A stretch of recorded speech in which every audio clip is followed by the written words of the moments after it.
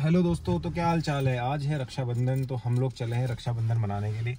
हमारे साथ हमारे 5 साथी, एक मैं, एक कैमरामैन, एक प्रिया और हमारे 2 साथी। मैं आपको मिलाना चाहूँगा, उन्होंने तो हमें धोखा दे दिया। तुम्हारा एक साथी है गोलू, अब जरा कैमरामैन जूम करके दिखा दें तो गोलू की तरफ से हेलो। और एक ये है पवन। तो ये बेचारे हमारे साथ आज जुड़ नहीं पाए, इन्होंने हमें एन मौके पे धोखा दे दिया। तो हमने कहा चलो कोई बात नहीं, तुम नहीं तो तुम्हारी तस्वीर ही सही। तो इसलिए हम निकल चुके हैं अपने सफ़र की तरफ। अंदर डैशबोर्ड के ऊपर होगा।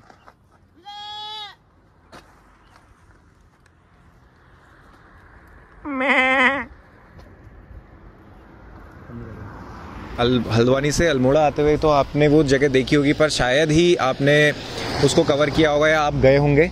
तो आज मैं आपको लेके चलूँगा काकड़ी घाट में नीम करौली बाबा का जो पुराना मंदिर है, जहाँ पे विवेकानंद जी को ज्ञान की प्राप्ति हुई थी। तो चलिए चलते हैं और दिखाते हैं आपको मंदिर। तो अब करते हैं यहाँ से हम अपने सफ़र की शुरुआत। हम जा रहे हैं काकड़ी घाट और जैसे कि आप देख सकते हैं हम निकल चुके हैं। और चारों तरफ का नज़ारा आपको अगर मैं दिखाऊं तो चारों तरफ हरियाली हरियाली, क्योंकि मानसून के बाद का नज़ारा उत्तराखंड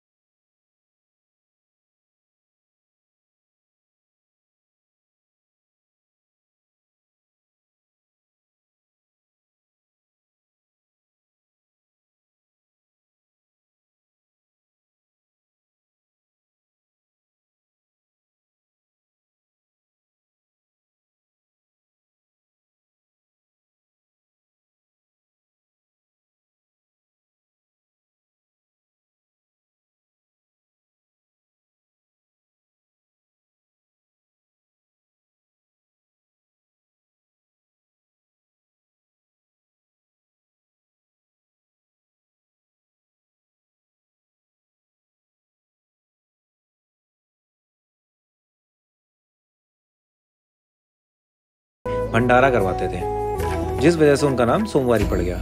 एक बार की बात है, बाबा जी ने भंडारा करवाया, पर भक्त कम होने की वजह से जो प्रसाद बना था वो कम बनाया था। पर तभी अचानक से भक्तों की बहुत बड़ी टोली आश्रम आ गई, जिस वजह से बाबा जी के शिष्य संकोच से प्रसाद बांटने लगे। तब अंतर्यामी बाबा सब बिना बताए बात समझ गए। बाबा ने अपने शिष्यों से बोला कि अरे जे बेझिझक होकर प्रसाद बांटो, सबके लिए हो जाएगा। और मेरी दाहिनी साइड ये बह रही है शिप्रा नदी। अब ये दिख नहीं रही है, पर आपको मैं इसके बारे में आगे जाके बताऊंगा। तो बाबा जी का इतना कहते ही शिष्य बेझिझक होकर प्रसाद बांटने लगे। कहा जाता है आधा किलो प्रसाद से सैकड़ों भक्त अच्छे से प्रसाद ग्रहण करके आश्रम से चले गए। ऐसे चमत्कारी थे सोमवारी बाबा। और माना यह भी जाता है कि नीम करौली बाबा जी को जो कैची धाम है, उसको बनाने का परिचय भी श्री सोमवारी महाराज जी से ही मिला था। अब बारी है दूसरे चमत्कार के बारे में बताने की।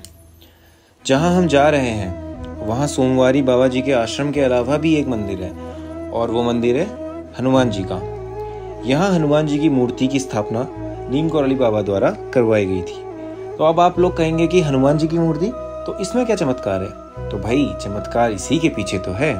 तो जब बाबा जी द्वारा हनुमान जी की मूर्ति मंदिर लाई जा रही थी, तब जिस जगह बंदर आज तक कभी जहां हुए ही नहीं, वहां भी बंदरों का जमावड़ा लग गया और पूरे मंदिर को चारों तरफ से घेर लिया। और मानो ऐसा लग रहा था उनको देखकर, उनकी आवाजें सुनकर, कि अपने सेनापति का स्वागत करने आए हों। और तभी एक चमत्कार एक ऐसा भी हुआ कि जो 5 से 6 फुटी लंबी जो मूर्ति थी, उसका वजन भक्तों के जो कंधों में था वो अपने आप ही कम लगने लगा। तो यह भी एक चमत्कार है वहाँ के पावन स्थल का, कि कैसे वो मूर्ति आराम से मंदिर तक पहुंची, कैसे बंदरों ने वहाँ हल्ला मचाया और अपने सेनापति का स्वागत किया, और कैसे वो मूर्ति जो शिष्यों और भक्तों के कंधों में थी, उसका भार अपने आप कम हो गया। जब आप अल्मोड़ा से हल्द्वानी की तरफ जाएंगे तो राइट टर्न में ये मंदिर को रोड कट जाती है, और जब आप हल्द्वानी से अल्मोड़ा की तरफ को आएंगे तो लेफ्ट में रोड कट जाती है। तो चलते हैं और दिखाते हैं आपको मंदिर।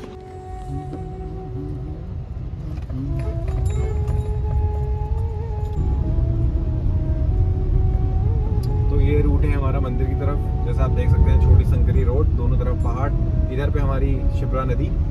जैसे कि अभी आपको मैं ले जाऊंगा उसके तट पे भी। जैसे आप देख सकते हैं लेफ्ट में यह बह रही है शिप्रा नदी, और अभी मैं आपको उसके तट पे भी ले जाऊंगा और वहां से दिखाऊंगा उसका विहंगम दृश्य।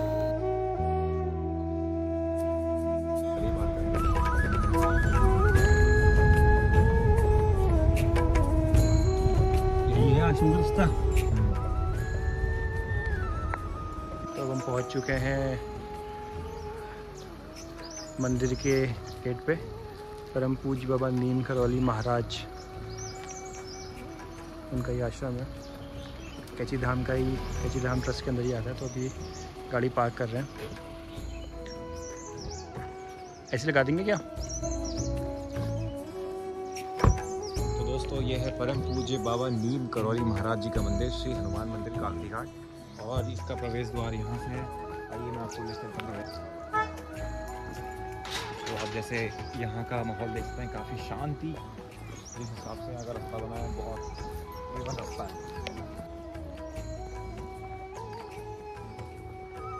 और हरियाली देखिए, और ये पेड़, और सामने से वो देखिए वो है NH, नेशनल हाईवे।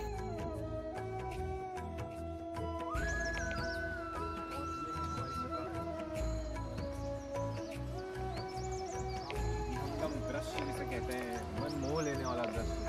आप यहाँ पे आए तो आपको बहुत मज़ा आने वाला है। ये जो दृश्य है, इसके लिए लोग काफ़ी पैसे खर्च करके कहाँ से कहाँ जाते हैं। आप आइए, अल्मोड़ा आइए, और आप नीम करौली बाबा के जो काकड़ी घाट वाला आश्रम है वहाँ पर।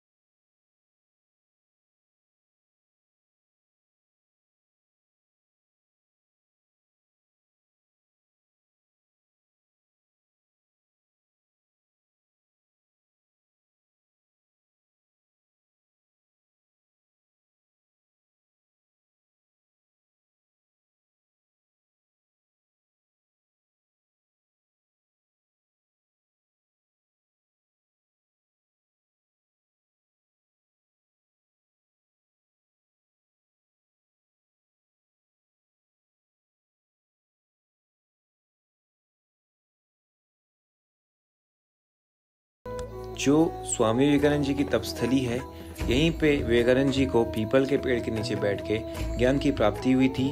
और साथ ही साथ यहाँ पर एक महादेव जी का मंदिर भी है, जो शील नदी और शिप्रा नदी के संगम पे बसा हुआ है। तो चलिए मैं आपको ले चलता हूँ मंदिर के अंदर, और आपको दिखाता हूँ वो जगह जहाँ पर विवेकानंद जी ने बैठकर अपनी तपस्या की थी और ज्ञान की प्राप्ति की थी। और आपको दिखाता हूँ जहाँ पे संगम होता है, और वहाँ से थोड़ा विहंगम दृश्य। ये है करकटेश्वर महादेव का प्रवेश द्वार, जैसे कि आपको मैंने पीछे दिखाया था, पर मैं फिर दिखा देता हूँ। और ये अपना पंचायत भवन, और ये यहाँ पे जूते खोल के बैठेगा। और जो यहाँ पे से नज़ारा है, वाह वाह वाह भाई साहब, ये देखिए।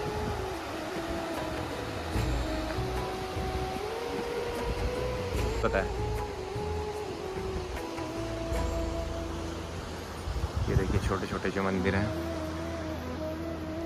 ये उस टाइम के बने हुए मंदिर हैं, सबके सब छोटे छोटे मंदिर जो बने हुए हैं। और मंदिर के सामने का ये है नज़ारा, कल कल करती शिप्रा नदी,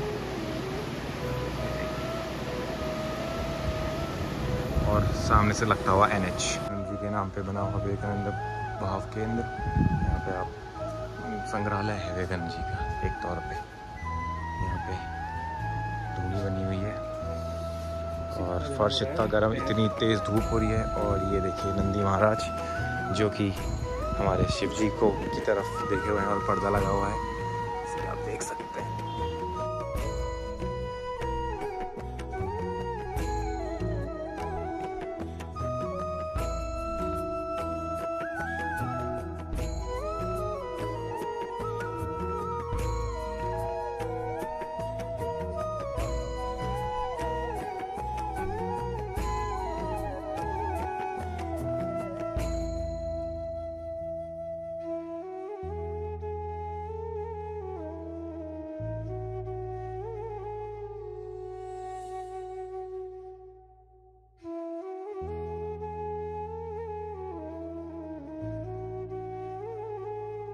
तो जो ये पीपल का पेड़ है, इसी के नीचे बैठकर स्वामी विवेकानंद जी को ज्ञान की प्राप्ति हुई थी। तो इसी से आप समझ सकते हैं कि ये कितनी महत्वपूर्ण जगह है और कितनी प्रसिद्ध जगह है और कितनी पावन यह धरती है। तो कभी भी आप अगर इस जगह से गुजरें तो यहाँ आए और यहाँ की शांति को अनुभव करें। तो जैसे मैंने आपको बताया था अपनी वीडियो में कि यह एक ऐसी जगह है जहाँ पे आप ध्यान भी कर सकते हैं, और जो मैंने आपको इससे पहले अभी जहाँ लेके गया था आप वहाँ जाके भी ध्यान कर सकते हैं। तो कभी भी आप यहाँ से गुजरें तो यहाँ आने का कष्ट ज़रूर करें। दोस्तों हम ये बैठे हैं करकटेश्वर महादेव के घाट पर। जैसे आप देख सकते हैं पीछे से कलकल करती हुई शिप्रा नदी, और शिप्रा नदी के तट पे बसा हुआ ये मंदिर। यहाँ पे बहुत ज़्यादा मेडिटेशन करने के लिए लोग आते हैं। काफ़ी शांत, बिल्कुल पानी की आवाज़ भी आप